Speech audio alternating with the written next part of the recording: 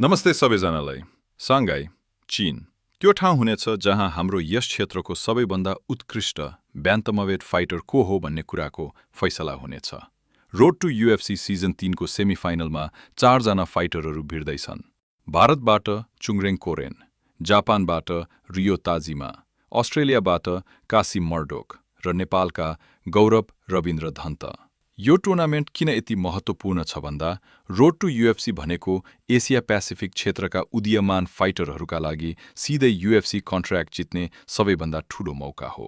यहाँ हार भनेको केवल एक खेल गुमाउनु मात्र होइन, बरु जीवनभरको सपना गुमाउनु पनि हो। यी चारमध्ये एकजनाले मात्र फाइनलमा पुगेर यूएफसीको कन्ट्र्याक्ट पाउनेछन् र आज म यी दुईवटा सेमिफाइनल खेलहरूको विस्तृत विश्लेषण गर्नेछु, हरेक फाइटरको स्ट्रेन्थ, कमजोरी र सम्भावित गेम प्लान केलाएर।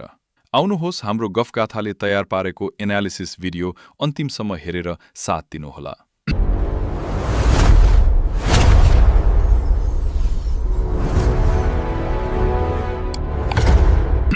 सेमिफाइनलको समीकरणको कुरा गर्नुपर्दा क्वार्टर फाइनलमा चुङरेङ कोरेनको सामना अपराजित जापानी फाइटर मियागुचीसँग थियो, जुन धेरै कठिन फाइट थियो र उनले आफ्नो अनुभव र धैर्यताले त्यो खेल जिते। जबकि रविन्द्रको लागि एलिटोजन विरुद्धको फाइट केही सजिलो मानिएको थियो र उनले आफ्नो डोमिनेन्स स्पष्ट देखाएका थिए। तर सेमिफाइनलमा भने स्थिति केही उल्टो देखिन्छ। मेरो विश्लेषण अनुसार रविन्द्र धन्तको तुलनामा चुङरेङ कोरेनको लागि यो फाइट केही सजिलो हुन सक्छ। यसको कारण रविन्द्रका विपक्षी कासिम मर्डोकको स्तर रियो ताजिमाको भन्दा धेरै माथि छ। मर्डोकको 8-0-0 को अपराजित रेकर्डले नै उनको स्तर देखाउँछ। एक पनि हार नभएको फाइटर सामना गर्नु सजिलो काम होइन। चुङरेङ कोरेन भर्सेस रियो ताजिमा विश्लेषण। चुङरेङ कोरेनको 8 विन, 2 लस, 0 ड्र रेकर्ड हेर्दा उनको 2 हार भए पनि आफ्नो पछिल्लो फाइटमा उनले नकडाउन र सबमिसन दुवै देखाएर सबैलाई प्रभावित पारेका थिए। उनको स्ट्राइकिङमा पावर छ र ग्राउन्डमा गएपछि पनि उनी कम्फर्टेबल देखिन्छन्। यो कम्बिनेसन सबै फाइटरमा पाइँदैन।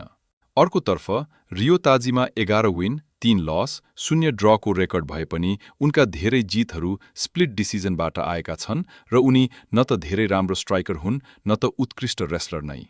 3 हार भएको यो रेकर्डले देखाउँछ कि ठूला खेलहरूमा उनी कहिलेकाहीँ ढल्न सक्छन्। उनको खेलशैली भनेको भोल्युम र दबावमा भर पर्ने हो, टेक्निकल प्रिसिजनमा भन्दा। ताजिमाको एउटा ठूलो कमजोरी भनेको उनी धेरैजसो हेडहन्ट गर्छन् र आफ्नो लिड लेगमा धेरै वजन राख्छन्, जसले गर्दा उनलाई कल्फ किक र टेकडाउनको लागि सजिलो बनाउँछ। यदि चुङरेङले सुरुदेखि नै लेग किकमा फोकस गरे भने तेस्रो राउन्डसम्म ताजिमाको मोबिलिटी धेरै घट्न सक्छ, जसले उनलाई थप जोखिममा पार्छ। तर चुङरेङले पनि आफ्नो खेलमा सुधार गर्नुपर्ने देखिन्छ। कहिलेकाहीँ उनी फ्ल्याट फुटेड हुन्छन् र डिफेन्स बिर्सेर लापरवाह भएर प्रहार गर्न थाल्छन्। यो ठ्याक्कै त्यो खालको गल्ती हो जो ताजिमा जस्ता प्रेसर फाइटरहरूले फाइदा उठाउन खोज्छन्। उनले आफ्नो स्ट्राइकिङलाई अझ कसिलो र फुटवर्कलाई अझ गतिशील बनाउन आवश्यक छ। यद्यपि चुङरेङको लेभल चेन्ज र रेस्लिङ ताजिमाको लागि भारी पर्नेछ। यदि स्ट्राइकिङमा कुरा बिग्रियो भने पनि चुङरेङसँग टेकडाउनको ब्याकअप प्लान छ जो ताजिमासँग छैन। समग्रमा मेरो विश्लेषणले चुङरेङलाई हल्का फेभरेट देखाउँछ, तर ताजिमाको दबाव र क्रोधले उनलाई कमजोर आकलन गर्नु गल्ती हुनेछ। Ravindra Dhat versus Kasim Murdock. Ravindra Dhat र कासिम मर्डोकको यो भिडन्त वास्तवमै फाइनल अगाडिको फाइनल जस्तै हो। मर्डोक एक अपराजित फाइटर हुन् र उनको टिम धेरै बलियो छ।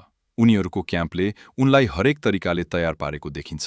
उनीसँग राम्रो स्ट्यामिना छ, तर रविन्द्र पनि स्ट्यामिनामा कम छैनन् र यही कुराले यो फाइटलाई थप रोमाञ्चक बनाउँछ।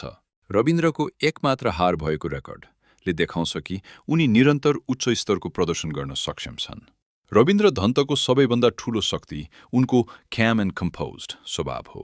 दबावमा पनि उनी आफ्नो गेम प्लानबाट विचलित हुँदैनन्, जो युवा फाइटरहरूमा दुर्लभ गुण हो। यो मानसिक स्थिरताले नै उनलाई ठूलो स्टेजमा पनि उत्कृष्ट प्रदर्शन गर्न सहयोग गरेको छ। यदि रविन्द्रले मर्डोकको रेस्लिङलाई रोक्न सके भने स्ट्यान्डअप फाइटमा रविन्द्रसँग स्पष्ट अग्रता हुनेछ। मर्डोक आजसम्म TKO भएका छैनन्, त्यसैले यो 15 मिनेटको कठिन परीक्षा हुन सक्छ। रविन्द्रले धैर्यता र निरन्तरता दुवै देखाउनुपर्नेछ। रविन्द्रले पछिल्लो फाइटको दोस्रो राउन्डमा जसरी विपक्षीलाई अनबक्सिङ गरे त्यसले उनी खेललाई कति राम्रोसँग पढ्न सक्छन् भन्ने देखाउँछ। उनको एडजस्टमेन्ट क्षमता र इन-फाइट इन्टेलिजेन्स अब्बल छ। यसपटक उनले सुरुको मिनेटदेखि नै स्विच अन हुनुपर्नेछ, किनकि विपक्षीले उनलाई कम आकलन गरिरहेका छन् र यो ओभर कन्फिडेन्सलाई रविन्द्रले आफ्नो फाइदामा बदल्नुपर्छ। के अरू फाइटरहरूले रविन्द्रलाई कम आकलन गर्दैछन्? यो एक महत्त्वपूर्ण बुँदा हो। दक्षिण एसियाली फाइटरहरूलाई धेरैजसो वेस्टर्न र पूर्वी एसियाली सर्किटमा कम आँकिने गरिन्छ, तर रविन्द्रको 10-1-0 को ट्र्याक रेकर्डले देखाउँछ कि उनी ठ्याक्कै त्यो स्टेरियोटाइप तोड्न तयार छन्। यदि उनले मर्डोकलाई हराए भने यो नेपाली एमएमएको लागि मात्र होइन, बरु सिङ्गो दक्षिण एसियाली एमएमए सर्किटको लागि ऐतिहासिक क्षण हुनेछ। निष्कर्ष र भविष्यवाणी। हामीले सोच्नुपर्दा यदि रविन्द्रले मर्डोक जस्तो फाइटरलाई हराउन सके भने उनी फाइनलमा चुङरेङ कोरेन विरुद्ध पनि फेभरेट हुनेछन्। मेरो चाहना यो छ कि फाइनलमा रविन्द्र धन्त र चुङरेङ कोरेनको भिडन्त होस्। यो यति उत्कृष्ट खेल हुनुपर्छ कि डेना व्हाइट दुवैलाई यूएफसी कन्ट्र्याक्ट दिन बाध्य हुन्। साङ्घाईको त्यो रात नेपाली एमएमएको इतिहासमा सुनौलो अक्षरमा लेखिने सम्भावना छ। यदि रविन्द्रले आफ्नो काम र कम्पोज्ड स्वभाव कायम राखे र सुरुदेखि नै स्विच अन भए भने उनी यो टुर्नामेन्ट जित्न सक्षम छन् भन्नेमा मलाई विश्वास छ। तपाईहरूलाई यो विश्लेषण कस्तो लाग्यो? कमेन्टमा आफ्नो विचार राख्नुहोला। तपाईँ कोलाई फेभरेट मान्नुहुन्छ? र च्यानललाई सब्स्क्राइब गर्न नबिर्सनुहोला, किनकि साङ्घाईको फाइट नाइटको दिन हामी लाइभ लिङ्क अपडेट र पोस्ट फाइट विश्लेषण ल्याउनेछौँ। धन्यवाद। भिडियो मन परेमा अथवा यस्तै रोचक भिडियो हेर्नको लागि गफकथा युट्युब च्यानललाई माया देखाइदिनुहोला। धन्यवाद।